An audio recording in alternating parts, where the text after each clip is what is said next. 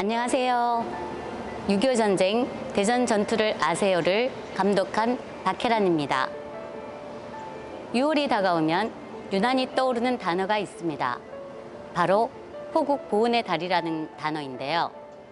많은 사람들이 6.25 전쟁에 관한 한강 철교 폭파, 낙동강 전투, 부산 피난민 등 많이 아시는 것 같은데 대전 전투는 잘 모르시는 분이 많았습니다. 6.25 전쟁 75주년을 맞으면서 80대 어르신들에게 6.25 하면 떠오르는 것들이 무엇인지 여쭤보았습니다. 그리고 북한학 박사와 함께 6.25 전쟁 대전에 남아있는 전투의 흔적들을 찾아 설명을 들었는데요.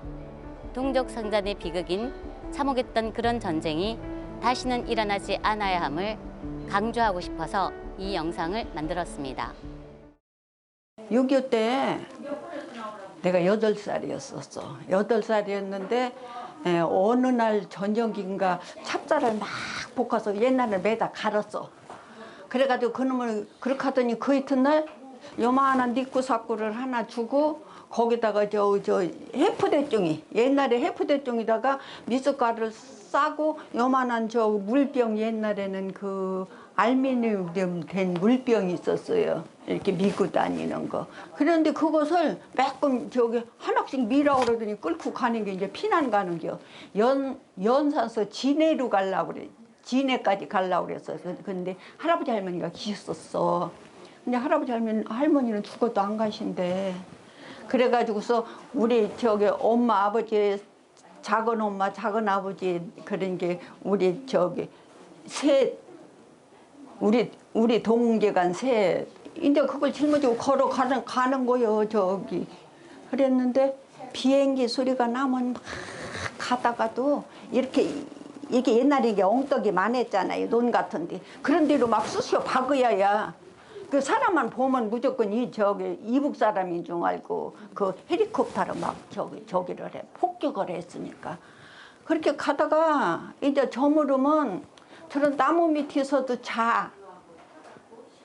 그렇게 가다가 아버지하고 작은 아버지하고 죽어도 가서 같이 죽자고 그냥 왔어. 하려면 얘기하려면 한도 끝도 없어.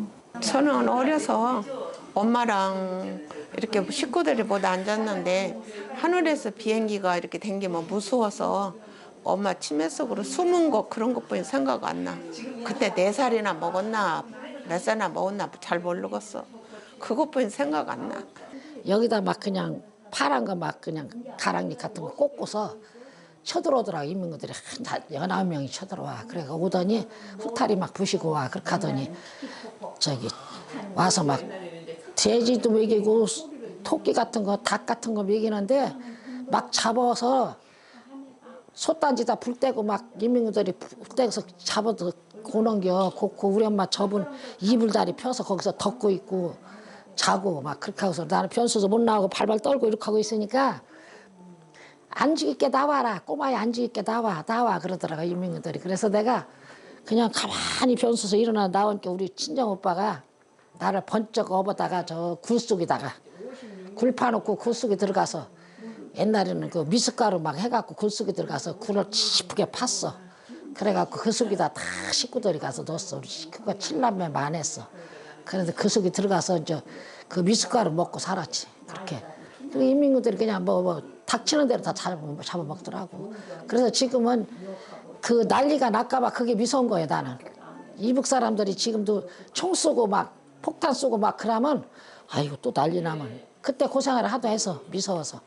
그렇게 지금도 난리 날까봐 무서워, 칠지가. 도청이 그 인민군 총부대, 작전부대가 거기서 상주를 했고 또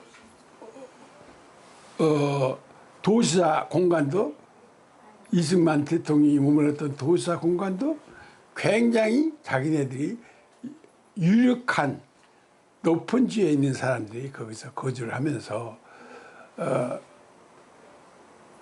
그 두 건물도 굉장히 지금 문화재로서 보존이 되고 있는데 그렇게 훌륭한 건물이 거기만 살아있다.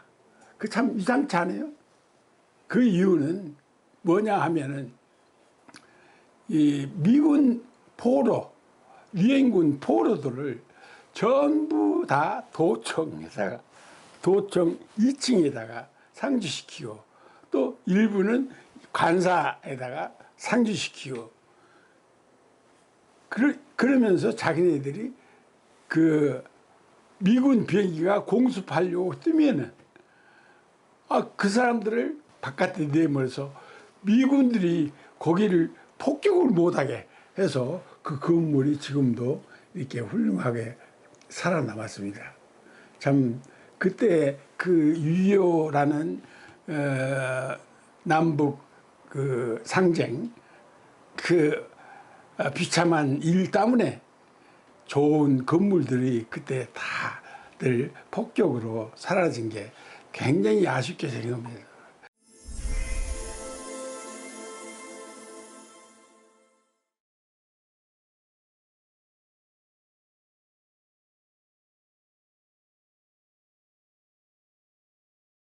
(7월 19일부터 21일) 사이에 이루어진 대전 전투의 흔적을 북한학 박사인 임재금 박사님과 함께 따라가 보도록 하겠습니다. 특히 대전의 시가지는 폭격에 의해 거의 사라졌는데요. 먼저 현재까지도 남아있는 한국 전쟁의 학살 현장인 대전 형무소 막루와 우물토로 가보겠습니다. 이곳은 일제강점기부터 6.25 전쟁의 아픔을 고스란히 안고 있는데요. 일제가 새로운 정치범 수감 시설이 필요해서 서대문 형무소의 역할을 할 수 있는 그 대체로서 이곳 대전에다가 1919년도에 감옥을 만들면서 시작합니다. 일제강점기에 수없이 많은 독립운동가가 이 대전 감옥을 거쳐갔습니다. 몽양 여운형 선생, 심산 김창수, 그다음에 도서 안창호 선생 등 우리가 알만한 많은 독립운동가들이 수감되었던 곳이기도 하죠. 정부 수립을 전후해서 사회가 좀 많이 혼란스러워졌습니다. 그러면서 제주 4.3 사건이라든지 여순 사건 등등이 벌어지면서 대전 형무소를 비롯한 수없이 많은 전국의 대부분 감옥들이 소위 정치범이라고 하는 사람들로 또 채워집니다. 그래서 대전 형무소는 한국전쟁이 일어나기 즈음에 4,000명까지 재소자들이 늘거든요. 정원의 한 2~3배 정도까지 늘었죠. 그중에 한 절반 가까운 2,000명가량이 소위 정치범으로 분류됐었습니다. 한국전쟁 과정에서 대전전투라고 하는 상징적인 전투가 있었던 곳입니다. 1950년 7월 20일. 대전전투가 있기 전부터 이곳 대전 형무소에 있었던 정치범을 비롯해서 10년 이상의 장기수들이 선대 권력골로 끌려가는 그런 죽음을 이미 맞이했고요. 대전전투를 통해서 특히 미군의 희생이 많았는데요. 군인들 간에도 죽음이 있었죠. 대전전투에서 패했던 미군들은 계속 후퇴를 했고 결국 대전을 북한군들, 인민군들이 점령하게 됩니다. 북한군들은 점령한 자기 지역들을 자신의 통치 기구들을 만들면서 이제 지배를 하고 통치를 하는데요. 그러다가 1950년 9월 15일 날 인천 상륙작전이 성공하고 그러고 나서 반격에 나섭니다. 국군과 미군, 유엔군들이 9월 28일 날 서울을 수복하던 그날 이곳 대전 형무소가 있는 이 대전도 수복을 하게 되는데요. 그러고 나서 이곳을 왔더니요. 또 다른 형태의 또 죽음이 있더라. 북한군들이 퇴각하기 직전에 이곳에 수감하고 있던 우익인사들을 비롯해서 수백 명의 그 우익인사들을 총살하고 퇴각을 한 거죠. 형무소를 비롯해서 인근까지 포함하면 진실화해위원회의 조사에 따르면 1,557명의 희생이 있었다라고 밝히고 있습니다. 이 막루를 통해서 이곳이 일제강점기에 독립운동가들이 고초를 옥고를 치렀던 곳이구나라는 것을 알 수 있고요. 한국전쟁과 함께 벌어졌던 양측의 학살의 또 현장이구나라는 것을 알 수 있는 그 상징물로 남아 있습니다. 1950년 7월 20일 대전 전투에서 패하고 북한군들이 대전을 점령하고 나서 이 대전 감옥을 그들의 수감시설인 인민교화소로 이름을 바꾸고 우익인사들을 수감을 하는 거죠. 나름 그들의 법의 테두리 안에서 우익인사들을 좀 처벌하고 재판하는 과정이 있었습니다. 그런데 9월 28일 서울이 수복되던 그날 대전이 수복되면서 그 직전에 퇴각하면서 이곳에 있던 수감자들을 이제 학살하고 이제 퇴각을 하게 되는 거죠. 그 상징적인 장소가 바로 이 유물입니다. 전쟁은 누군가를 죽여야만 한다라고도 하지만 그래도 전쟁의 룰이라는 게 있습니다. 최소한 무장하지 않은 인간인들. 그리고 적이라 하더라도 항복을 하게 되면 그 사람의 생명을 보호하도록 국제법에서는 보장하고 있는데 남아있는 이 상징물들은 단지 그때 역사만이 아니라 일제강점기부터 해방과 전쟁을 겪으면서 또는 독재정권 시기에 민주화운동의 어떤 가치까지 함께 살펴보는 그런 역사적인 장소가 되었으면 좋겠습니다. 세상에서 가장 긴 무덤이라고 일컬어지는 산내 골룡골입니다. 긴 구덩이가 여러 개 있다고 해서 붙여진 이름인데요. 짧은 것은 20-30m부터 200m에 달하는 구덩이로 한 줄로 쭉 이으면 수백 미터에 달합니다. 세상에서 가장 긴 무덤이라고 이름이 붙여진 이유는 1950년 6월 한국전쟁이 일어나고 나서 이곳에서 수많은 사람들이 대한민국의 군인과 경찰에 의해서 무참히 학살당한 현장이기 때문입니다. 여기가 이제 1학살지고요. 1학살지부터 시작해서 이 골짜기를 따라서 1000m, 1km에 따라서 1km에 한 8군데의 학살지가 이제 있다라고 해서 세상에서 가장 긴 무덤이라고 붙이게 되었습니다. 또 중요한 부분은 뭐냐면요. 학살의 규모가 무척 큽니다. 최소 1800에서 최대 7000에 달하는 국민들이 공권력에서 무참히 학살을 당했고요. 희생자들의 대부분은 뭐 대전형무소를 비롯해서 인근 형무소에 있던 사람들 중에서 소위 정치범으로 분류된 사람 또는 뭐 10년 이상의 장기수들이 희생자였습니다. 이곳 산내 골룡골에서 벌어졌던 이 사건은요, 그 장면이 너무 생생하게 사진으로까지 기록화됐다는 겁니다. 저 뒤에 있는 18장의 사진들이 그 적나라함을 보여주고 있습니다. 1999년 12월에 미국의 국립문서기록관리청 내셔널 아카이브라는 곳에서 2장의 보고서와 18장의 사진이 공개가 됐어요. 발굴이 됐는데요. 이곳 산내 골룡골에서 어떤 일이 있었는지를 보여주는 아주 객관적이고 적나라한 그런 증거였습니다.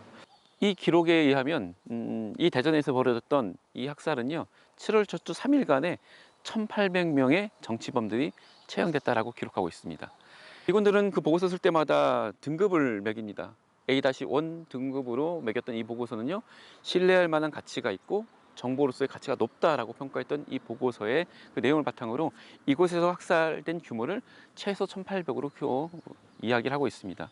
민주화되면서 이 진실을 밝히려는 노력들이 있었고요. 유족들을 비롯해서 많은 시민들이 이곳의 진실을 밝혀야 된다라고 촉구를 했습니다. 그 과정에서 국가기구회에서 진상규명이 벌어졌고 희생자들 명단들도 확인됐습니다. 300여 명의 제주 사람들이 제주 4.3 사건에 관련됐던 7년형을 선고받았던 300명이 형무소로 이감됐다가 이곳으로 끌려와서 희생당했다. 그리고 여순 사건의 관련자들도 또 대전형무소에 끌려왔다가 또 이곳에서 희생됐다. 그리고 보도혁명원도 이곳까지 끌려와서 희생당했다를 비롯해서 500여 명의 그 명단을 확인해냈습니다. 2007년부터 시작해서 2015년, 그리고 2020년, 21년, 2022년, 그리고 2024년까지 수차례에 걸쳐서 유해 발굴을 했습니다. 그 결과 1472구의 유해를 수습해냈죠. 아버지의 유해를 찾기 위해 해마다 이곳을 찾는 노령에 따른 울먹이며 억울함을 토로합니다. 죄도 없는 사람들이 이렇게 해갖고 너무 억울하고 참 기가 막혀 죽겠어요. 국민묘지다가 높은 데다 써놓고 그러면 버섯이 자빠졌고 다 파서 쳐버렸다고. 이민자 검사해가지고 그거 안 됐나 봐요? 지금 2명. 2명? 예. 12월 달에 와서 저것을 갔는데. 예. 그래서 한 분은 이 아버지는 여기서 스타트를 교도소 사람이 스타트를 여기 학살이 됐다며 여기서. 그러더니 2명밖에 안 됐어. 예, 한 명은 대구. 제주. 제주도 한 사람은 금산 사람. 그 사람은 그걸 또 복이네. 그래서 내가 못하니 아버지는 다 저기 하고 이게 비가 가고 나 내려가 버렸나? 진짜 검사가 안 되겠죠. 또 기다리셔요. 예. 그게 그 3월 말일에 저기 한다고 그러더니 저한테 내가 전화 한번 한 게 3월 말일에 나올 거요. 그래 그 오신 분이 좋더만. 이런 정이 너무 고맙죠. 이렇게 없으면 저 가시는 사람들끼리 하면 누가 하겠어 못하지. 너무 고맙고 복 많이 받아요. 네. 건강하시고. 1km에 달하는 학살 현장의 생생한 모습이 담긴 사진은 그때의 참혹함을 말해주고 있습니다. 유해 발굴 현황이 이렇게 이제 전시되어 있는데요. 이 기록은 1441구로 되어 있습니다. 왜냐하면 2022년까지를 기준으로 해서 이제 전시물을 만들었거든요. 근데 이 전시물 이후에 2024년도에 이 학살지에서 추가로 31구의 유해가 수습되면서 현재는 1472구로 늘어난 상황입니다. 지금 우리가 제가 서 있는 이곳 1학살지가 이곳이고요. 이곳을 따라서 골짜기를 따라서 2, 3, 4, 5, 6, 7, 8 길게 1km에 분포하는 이 학살지 때문에 세상에서 가장 긴 무덤이라고 이름이 붙여졌죠. 아까 이제 줄쳐져 있는 곳에서 발굴했던 그 유해 발굴의 한 부분입니다. 사람들의 뼈가 다 삭고 뒤엉켜 있는 모습이죠.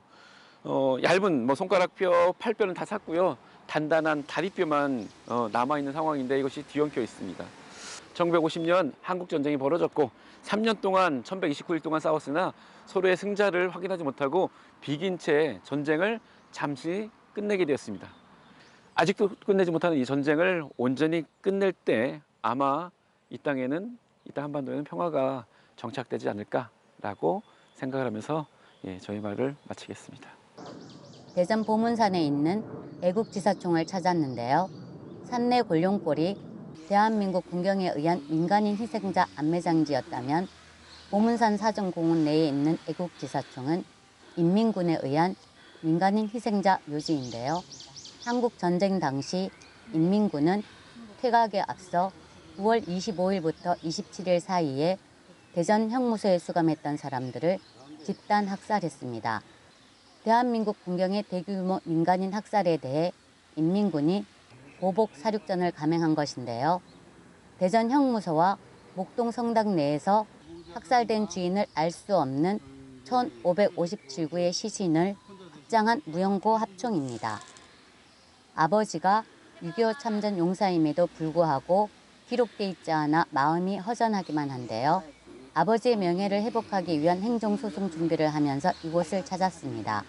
6.25 사변 때 전쟁을 치렀다는데 의가사 제도로 인하여 참전용사가 될 수가 없다고 말씀을 하시더라고요. 보훈청에서. 그래서 행정심판은 받았지만 도저히 안 된다 해서 행정소송을 하려고 지금 또 준비도 하고 있습니다. 보문산 내에 있는 대전보훈공원은 대전광역시 출신 전몰군경 6.25 참전 국가유공자, 월남 참전 유공자를 추모하는 공원인데요. 1942년 중구 선화동의 건립을 추진하다 해방 이후 공사가 중단된 충렬탑을 2007년 6월 중구 사정동에 대전보훈공원을 조성하면서 새로운 영렬탑으로 건립한 것입니다. 폭 6m에 높이 30m에 이르는데요. 영렬탑으로 오르는 계단의 좌우측에는 7인의 군경상인 전장 7인상이 세워져 있고 주변에는 6.25 참전 기념비와 참전 용사비, 월남 참전 기념비와 참전 각인비도 설치돼 있습니다. 또한 입구에는 전시관이 마련돼 있어 6.25 전쟁과 대전 전투를 확인할 수 있는데요. 전시관 입구에 있는 학도병 이우근의 편지.